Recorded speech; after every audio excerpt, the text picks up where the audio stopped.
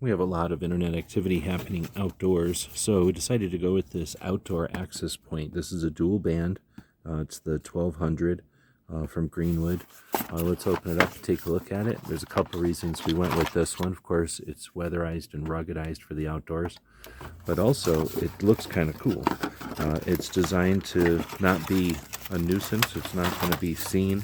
It's not going to, well, I guess it looks like an electric device, but it doesn't look like your typical electric device. It's just going to blend in with whatever plants or trees and things you might have.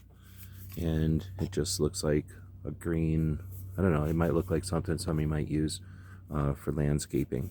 So that's some of the reasons why we bought this. Other than that, super fast internet and rugged, weatherproof design.